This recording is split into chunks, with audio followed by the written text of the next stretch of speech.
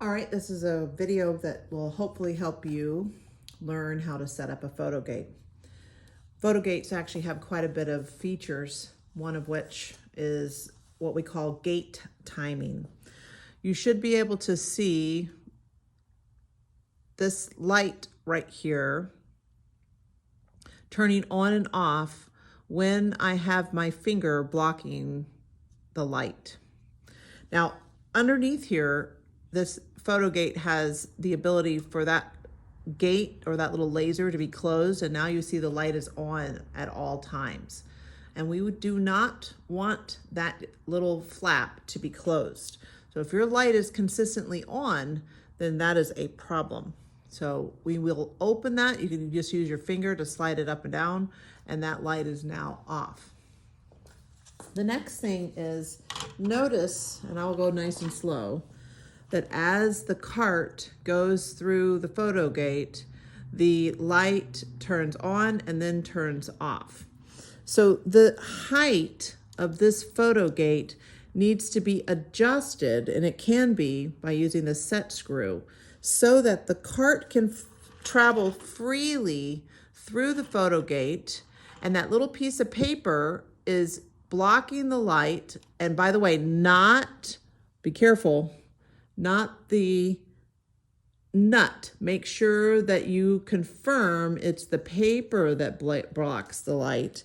And it blocks the light when it goes through, and when the paper is gone, the light is off, which means the laser is now being detected on the other side of the PhotoGate. You will notice that all of you have the same width of paper. I took an index card, I folded it in half, I then stapled those together so it's a little bit thicker, and I measured it using a micrometer, a caliper, to determine the width of that piece of paper in meters. So it was 38.3 millimeters, which is 0.0383 meters. That number is very crucial. The tool that I use to do that is crucial.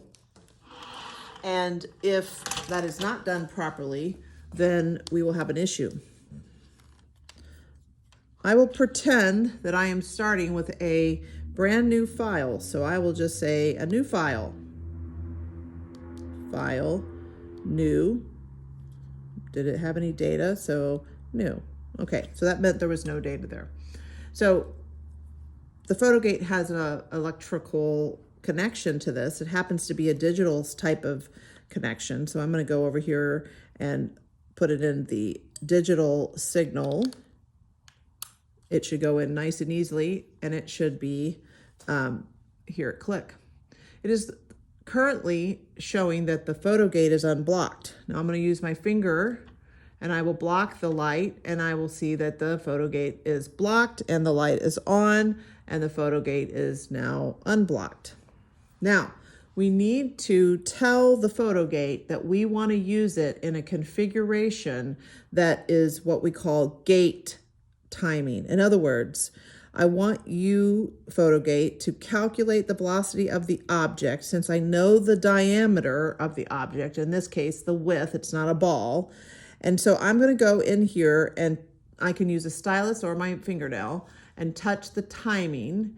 And I want to change the PhotoGate motion to gate. So the screen that you will see will say PhotoGate timing up top. Gate is the mode that we're going to use it. And now look, the length of the object. The length of the object is currently 0.05 meters. And if you left it as that, you will get very bad results in this lab. We will need to change that 0.05 to the width of the cardstock that I had, which was 0.038 meters. That is in units of meters. I will tell it's done, and I say, okay, look, I have PhotoGate timing that is going to be in gate mode, and now I'm going to hit OK. Now, I can start. We will not need our laptops. We're not looking at, or our iPads. We don't need anything. I can actually push the start button and just push this off to the side. And I'm going to show you, this is kind of the beautiful thing about this particular setup, is that, let's see. Every single time the cart goes through it, it will give you a velocity. You don't have to start and stop it. So there's the velocity of the cart as it went through the bottom. Now there's the velocity as it went in again.